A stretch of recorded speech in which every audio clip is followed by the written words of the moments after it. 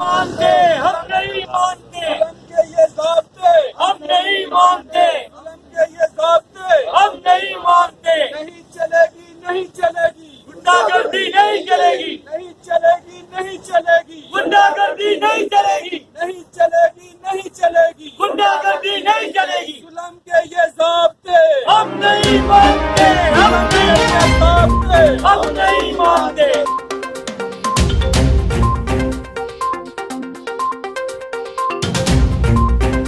Audio Jungle.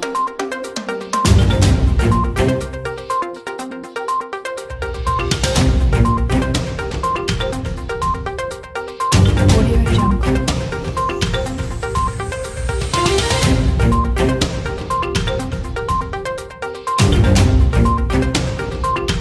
Audio Jungle.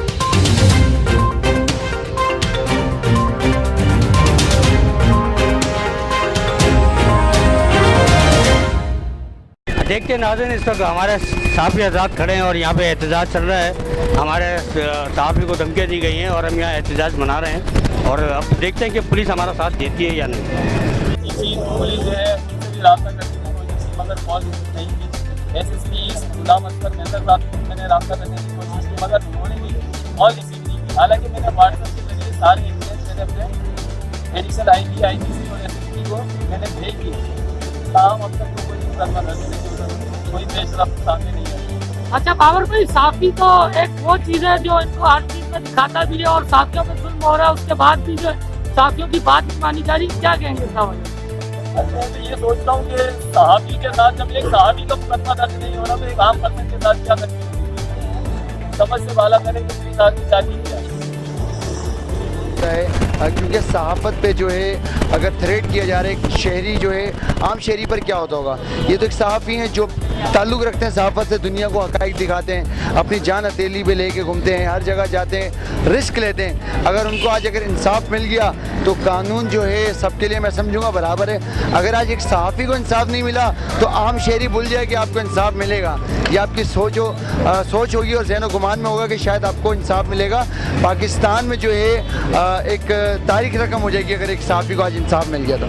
ये सहाफ़त एक मुक़द्दस पेशा है, इसके ऊपर पुलिस से ज़्यादा सहाफ़ी काम करता है। एक जर्नलिस्ट आवाम की बका के लिए, पाकिस्तानी की बका के लिए, और उसके ऊपर अगर पुलिस यानी कि साथ ना दे तो फिर आवाम क्या करेगी? मैं आपकी बात से ना इत्तेफाकी यूँ करूँगा कि पुलिस में सब एक जैसे नहीं है। बहुत सारे एसएचओ साहिबान ऐसे हैं जो रिश्तेदारी होते हुए, भाईबंदी होते हुए भी वो एफआईआर काट देते हैं।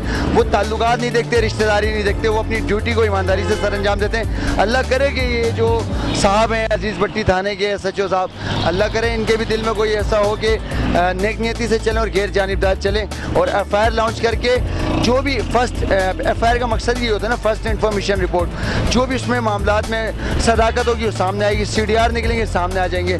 तो उनको चाहिए कि एफआईआर लॉन्च करके कानूनी कार्रवाई कम से कम की जाए, कानूनी चारा जो ही हो।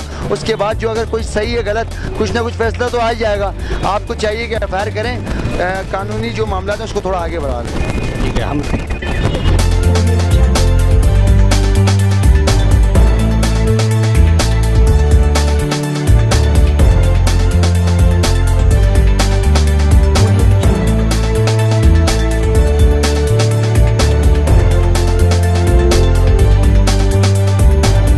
बिस्मिल्लाहिर्रहमानिर्रहीम। अच्छा, मेरे साथ एक वक़्वा पेश आया है 17 तारीख का कि एक शाहिद शाह नामी जो शख्स है उसने मुझे जो है जान से मारने की, संगीन नताइज भुगतने की, मुझे अगवा करने की, मुझे उठाकर लेके जाने की धमकियाँ दी, मुझे उठाकर ले जाने की धमकियाँ दी, जिसकी जो है मैंने एप्लीकेशन अजीज़ भट्टी थाने के अंदर, अजीज़ भट्टी थाने एसएचओ अदील अफजल के पास जो है मैंने जमा करवाई।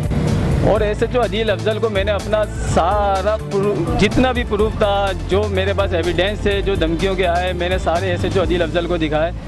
और मैंने कहा कि अगर मुकदमा बनता है इस पर, अगर मुकदमा बनता है तो आप मेरा मुकदमा दर्ज करें। और इस मुलजिम जिसने मुझे जो है धमकियां लगाई हैं, इस शख्स को आप उठा कर ले गए। तो SHO अदील अफजल मुझे जो है तकरीबन 3 रोज़ तक सुबह शाम कर के टाल मटोल में काम लेते रहे और मुझे डालते रहे। 3 दिन के बाद SHO अफजल जो है SHO अफजल साहब उन्होंने मुझे बुलाया और मुझे बुलाकर कहा कि आपको मुकदमा करने की ज़रूरत नहीं।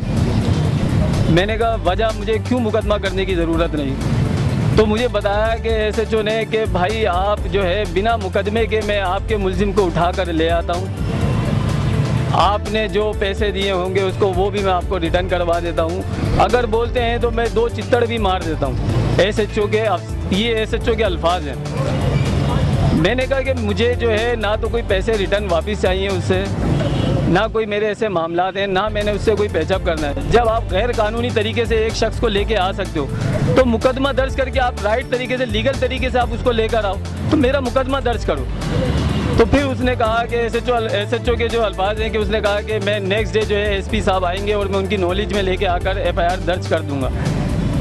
2 दिन और गुजर गए, मजीद 2 दिन गुजरने के बाद जो है SP साहब के पास मुझे पेश किया गया। SP साहब ने साफ लफ्ज़ों में मुझे मना कर दिया कि मैं मुकदमा दर्ज नहीं कर सकता। मैंने पूछा मुकदमा ना दर्ज करने की वजह क्या है, तो वजह तो मुझे नहीं बताई कि मुकदमा ना दर्ज करने की वजह क्या है। जो मैं अब तक समझ सका हूँ कि मुकदमा दर्ज ना करने की वजह क्या है, वो ये है कि जिस शख्स शाहिद शाह ने जो मुझे धमकियाँ दी हैं, उसने अपनी धमकियों में एतराफ़ किया है कि FIR दर्ज नहीं करेगा बकौल मुलजिम के, कि उसने ये अल्फाज कोट किए हैं, बार कोट किए हैं कि SHO मेरे बच्चे हैं, तुम्हें थाने में घुसने नहीं देंगे। और वही अभी नज़र आ रहा है कि मुकदमा दर्ज करने की वजह भी समझ नहीं आई और मुकदमा दर्ज भी नहीं हो पा रहा। तो आज जो है सारी चीज़ों से तंग आके, और सहाफ़ी बिरादरी जो हमारी साथ है इस वक्त, इनका मैं बड़ा मशकूर हूँ कि ये मेरे लिए जो है यहाँ खड़े हैं। और आज एहतजाज आखिरी स्टेप था कि हमारा कि यहाँ एहतजाज अपना रिकॉर्ड करवाएं, और पूरा मन तरीके से जो है आज हमने अपना रिकॉर्ड एहतजाज करवाया। SP साहब की तरफ से DSP साहब आए एहतजाज के दौरान और आके कहा कि मैं मुकदमा दर्ज करवाता हूँ, आप एहतजाज ख़त्म करें। एहतजाज ख़त्म करके जब हम थाने के गेट पर आए तो थाने का गेट बंद कर दिया। ये आपके कैमरे दिखा सकते हैं कि अभी थाने का गेट बंद है, मगर हमने अपना जो हमारा काम था, हमारा कि पुरअमन एहतजाज करना, सो वो हमने कर दिया। अब आगे का जो है इंशाल्लाह ये हमारी कमेटी अभी बनी है सहाफ़ी बिरादरी की जो है, तो ये इंशाल्लाह लाए अमल तय करेगी। और जैसा है कि मंडे वाले दिन का एडिशनल IG ऑफिस या IG ऑफिस का जो भी एहतजाज का होगा, तो वो इंशाल्लाह ये अभी आपके सामने लेकर आएंगे। जी इस वक्त हदूद की बात नहीं कर रहा हूँ, मैं बात कर रहा हूँ SP साहब की। क्या दूसरा थाना भी वो इस SP के हदूद में नहीं है?